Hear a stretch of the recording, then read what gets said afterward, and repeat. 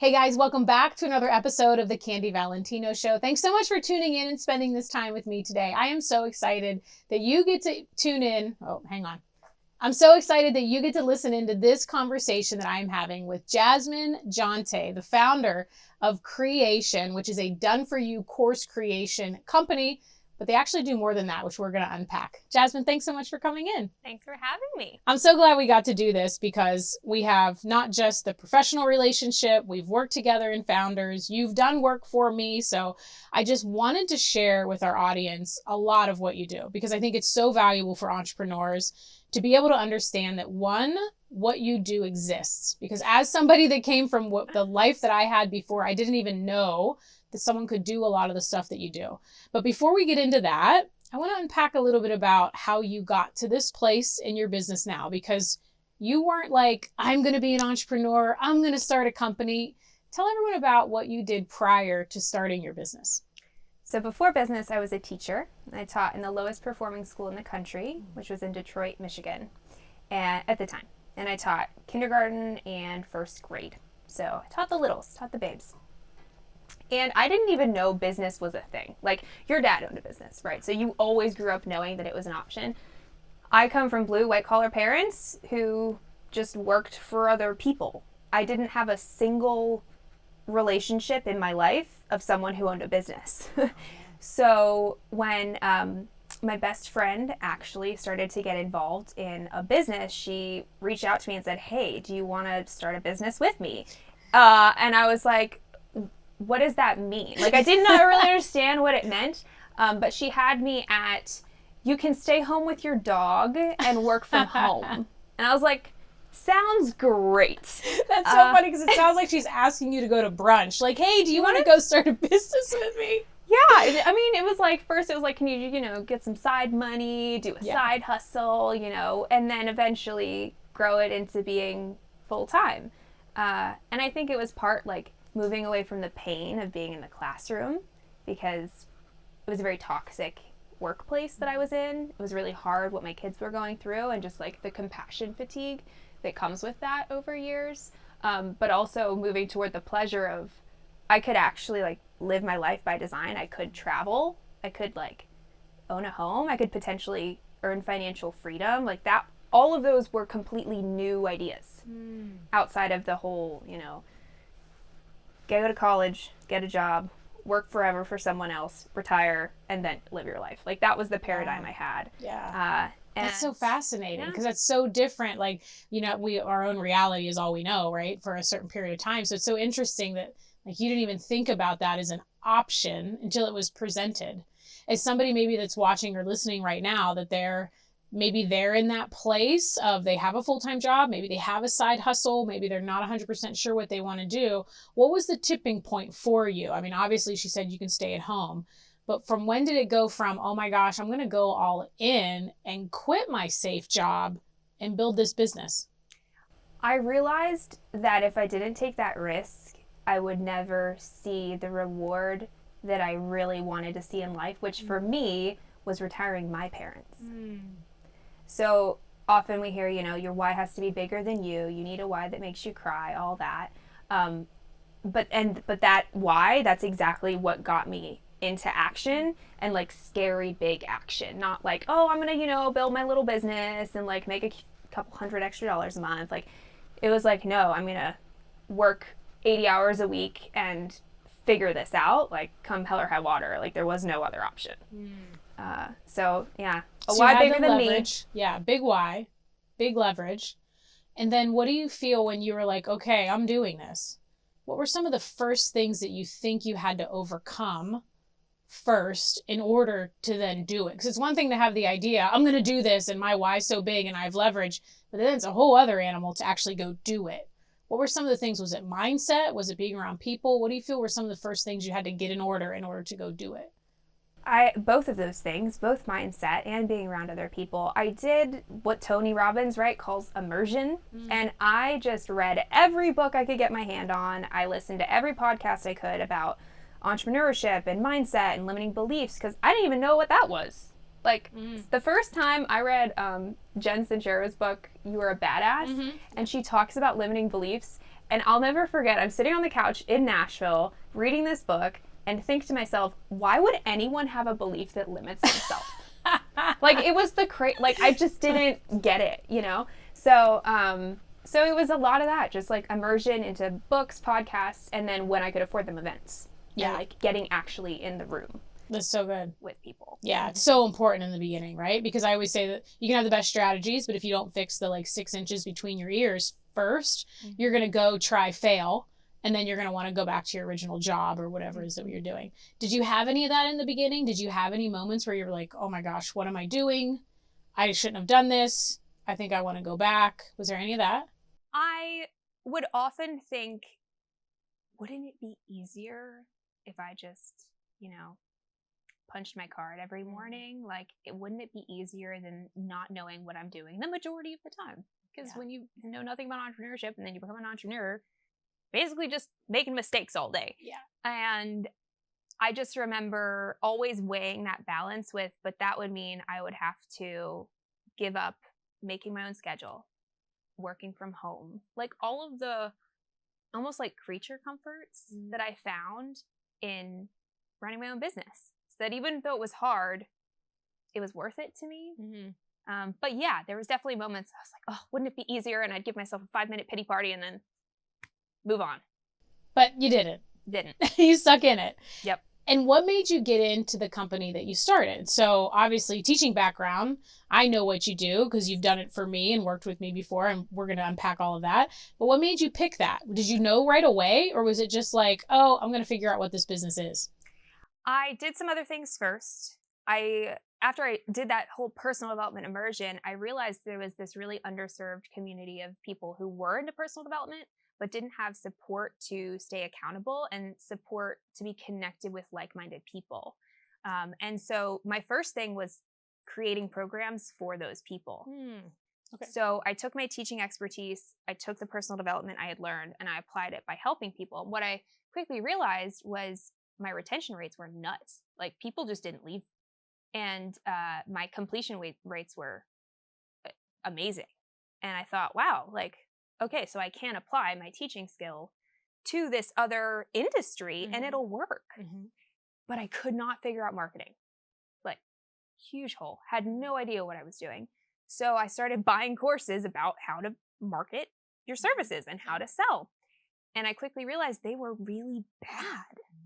Like, these people were doing multiple 7 figures a year, and I would get into their program, open those, digital doors to the course for the first time, and thought, they have no idea what they're doing.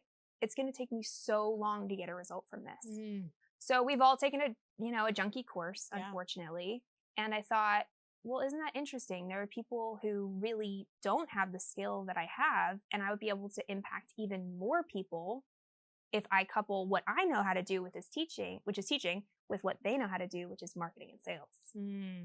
So it took me a few years to get there, but once I landed, it was like that perfect fusion of what I'm good at, what I really know how to do, and what I love to do. Yeah. And you saw a need. You saw something that you weren't recreating. I just want everyone to hear all of that you just shared, because it applies to so many people in business. You weren't trying to recreate and invent something. You were taking something that you were like, oh my gosh, these are not very good. I think I can do that better. And you really found the intersection of what you know, what you had experience in, what somebody is already willing to pay for, and then just operating from a place that you can do it better in, and then implementing that and doing it. And I think that's where people get stuck, is they'll see that need and then they don't go do it. But then you were like, okay, wait a minute. And then the other thing I think is so awesome that you said was that you knew you didn't have skills in this area, but you went ahead and developed them. And I think that's another place that entrepreneurs get stuck sometimes, is because they're like, well, I don't know this thing, but I'm going to just try to keep it my way. I don't want anyone to know that I don't know this thing. And then they stay stuck, as opposed to getting the support and the help that they need. And now you're working with all entrepreneurs, a lot of solo entrepreneurs, right?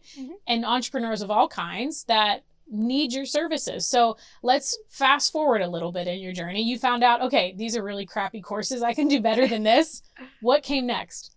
So I put a post on Facebook because I knew nothing about marketing, but I knew I had relationships there. And I went to Facebook and said, I'm an online course ghostwriter. Does anyone need to build a course? And sure enough, like first five-figure client off of one Facebook post. Like it was wild. It was the most money I'd ever made in a day. You know, I come from a $38,000 teaching salary. So it was awesome. And like the processes and the systems and my method and how I worked with clients, it just flew out of me. Like it was the easiest thing in the world. Wow. So that was then, and then now, we do work with a lot of like professional service providers, right? We want to get leverage on their time, and then we work with more established course creators or companies who just need to up-level their programs. Yeah, and give me an example of professional services, because I know we have a lot of people that watch the show.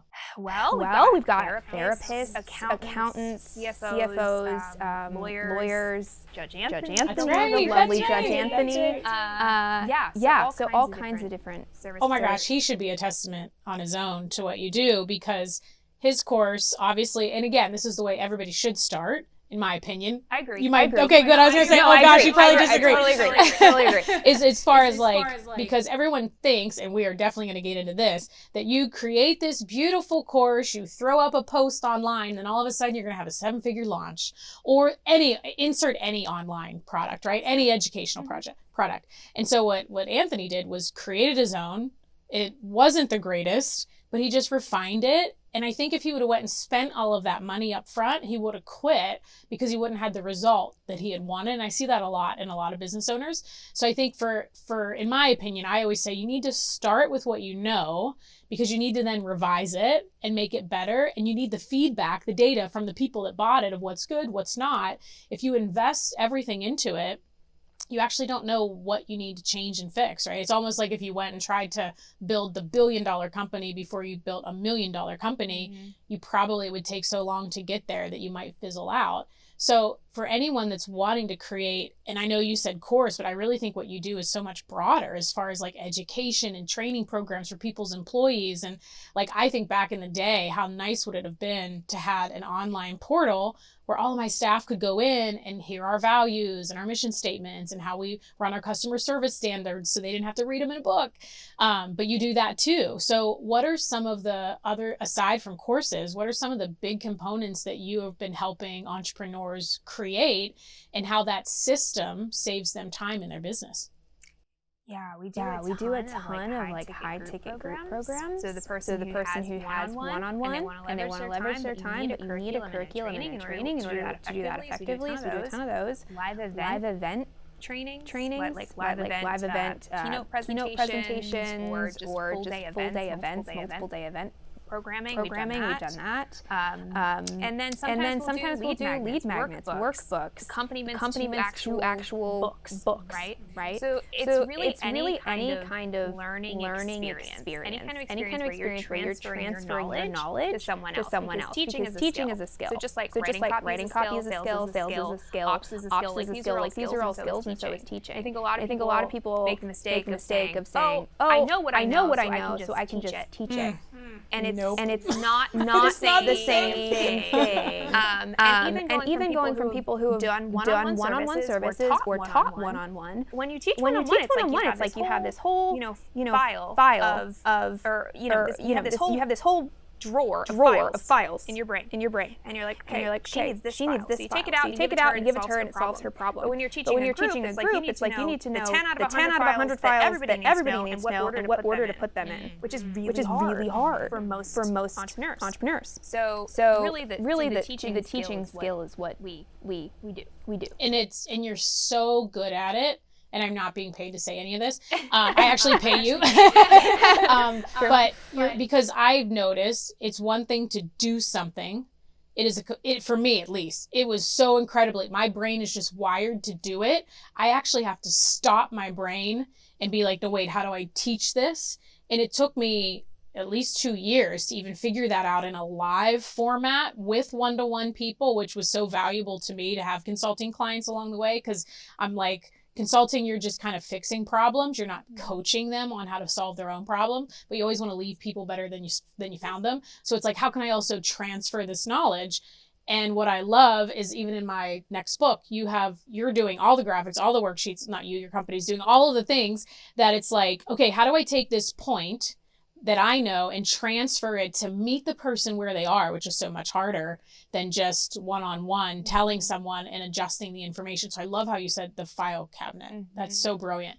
And so the other thing too is like, anyone needs to do that for all of their employees. So even if you never want to create an education product, you are still educating and training your employees. And I think that's the one sleep zone that most people on what you offer, they don't even think and connect that like, oh my gosh, I can take all of this stuff that I need to tell every single person I hire and I can condense it all into one place and I don't need to be the one to create it all. Like, I think it's massively valuable. Especially for service provider companies. Because you can take that content, like I'm thinking of a CFO that we worked with, and we took what she does, what's the tax strategy you love, hiring your oh yeah, kids. There's a couple of them. Augusta role, yeah. So we made little like mini courses related to each of those strategies, so that someone could buy that program off the website and implement it themselves, or they could hire her and her team to do it. But she uses that exact same training to train her new hires, and they use the same resources, they use the same templates, they use the same spreadsheets. Like it's literally cut and paste. So it's like this idea of multi-purpose content.